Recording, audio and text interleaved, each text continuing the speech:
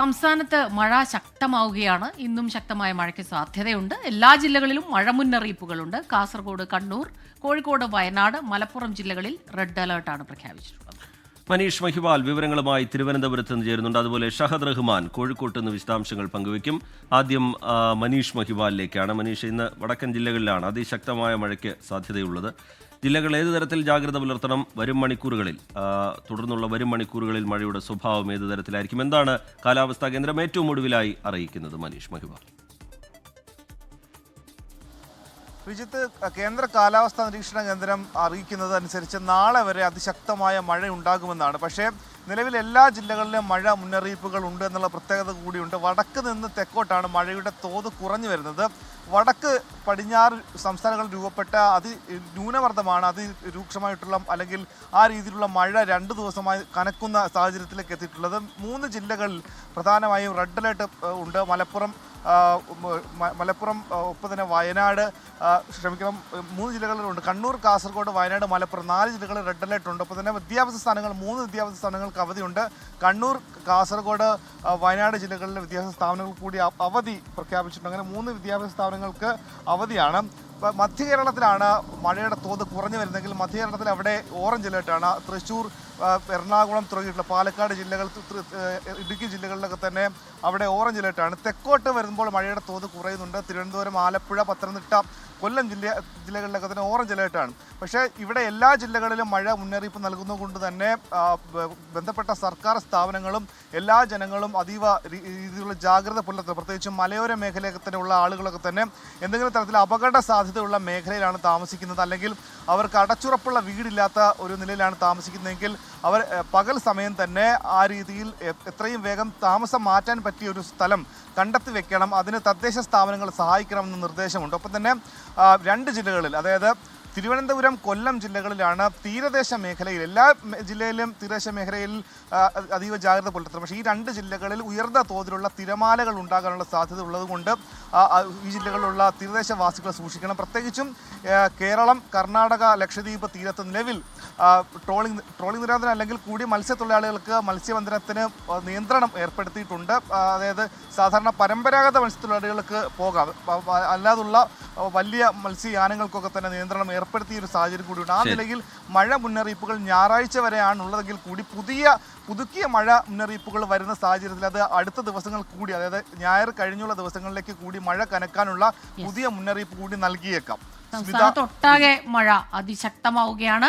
കാസർഗോഡ്, കണ്ണൂർ, കോഴിക്കോട്, വയനാട്, മലപ്പുറം എന്നീ 5 ജില്ലകളിലാണ് red alert പ്രഖ്യാപിച്ചിട്ടുള്ളത്. Manish പറഞ്ഞതിൽ ഒരു ചെറിയ തിരുത്തുണ്ട്. മനീഷ് നേരത്തെ 4 ജില്ലകളാണ് പറഞ്ഞത്, 5 ജില്ലകളിലാണ് റെഡ് അലേർട്ട് ഉള്ളത്. ഷഹദ് റഹ്മാൻ കൂടി ചേരുന്നുണ്ട് വിവരങ്ങളുമായി. ഷഹദ്, ഈ വടക്കൻ കേരളത്തിലാണ് റെഡ് അലേർട്ട് പ്രഖ്യാപിച്ചിട്ടുള്ളതെല്ലാം തന്നെ.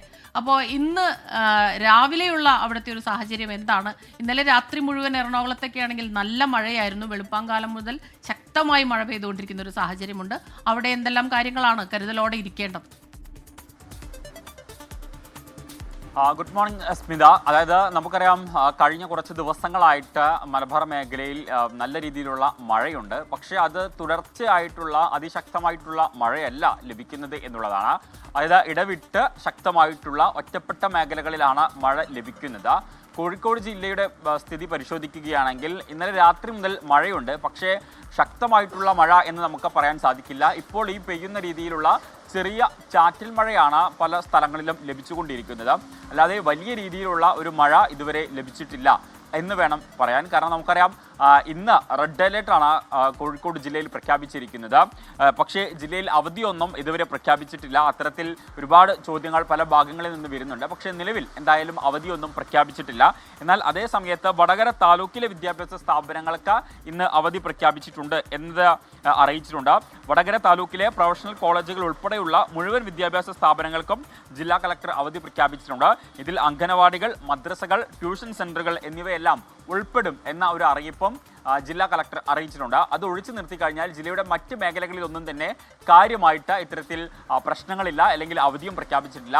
അതോടൊപ്പം തന്നെ വയനാട്, അതുപോലെ തന്നെ കാസർഗോഡ്, കണ്ണൂർ, മലപ്പുറം ഉൾപ്പെടെയുള്ള ജില്ലകളിലും ഇത്തരത്തിൽ റെഡ് അലേർട്ടാണ്. പക്ഷേ അവിടങ്ങളിലൊന്നും കാര്യമായിട്ടുള്ള പ്രശ്നങ്ങളില്ല എന്നുള്ളതാണ് നമുക്ക് ഈ ഒരു ഘട്ടത്തിൽ ലഭ്യമാകുന്നത്. അതായത് കാര്യമായിട്ട് പ്രശ്നങ്ങളില്ല എന്ന് ഉദ്ദേശിക്കുന്നത് ശരി, വടക്കൻ ജില്ലകളെല്ലാം തന്നെ പ്രത്യേകമായ ജാഗ്രത പുലർത്തേണ്ടതുണ്ട്. അതിശക്തമായ മഴ തുടരാനാണ് സാധ്യത ആ മേഖലയിൽ. ഇപ്പോൾ തന്നെ കഴിഞ്ഞ ദിവസങ്ങളിലൊക്കെയായി വടക്കൻ ജില്ലകളിൽ അതിശക്തമായ മഴ പെയ്യുന്ന സാഹചര്യമുണ്ട്.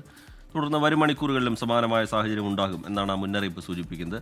ഒരുപാട് പേർ ഏതൊക്കെ ജില്ലകളിലാണ് വിദ്യാഭ്യാസ സ്ഥാപനങ്ങൾക്ക് അവധിയുള്ളത് എന്ന കാര്യം ചോദിക്കുന്നുണ്ട്. കനത്ത മഴയെ തുടർന്ന് റെഡ് അലേർട്ട് പ്രഖ്യാപിച്ച സാഹചര്യത്തിൽ കാസർഗോഡ് ജില്ലയിൽ പ്രൊഫഷണൽ കോളേജുകൾ അടക്കമുള്ള വിദ്യാഭ്യാസ സ്ഥാപനങ്ങൾക്ക് ഇന്ന് ജില്ലാ കളക്ടർ അവധി പ്രഖ്യാപിച്ചിട്ടുണ്ട്. വയനാട് ജില്ലയിൽ പ്രൊഫഷണൽ കോളേജുകൾ ഉൾപ്പെടെയുള്ള വിദ്യാഭ്യാസ സ്ഥാപനങ്ങൾക്ക് അവധിയാണ്. റെസിഡൻഷ്യൽ സ്കൂളുകൾക്ക് അവധി ബാധകമല്ല. കണ്ണൂർ ജില്ലയിലെ എല്ലാ വിദ്യാഭ്യാസ സ്ഥാപനങ്ങൾക്കും കളക്ടർ അവധി പ്രഖ്യാപിച്ചിട്ടുണ്ട്.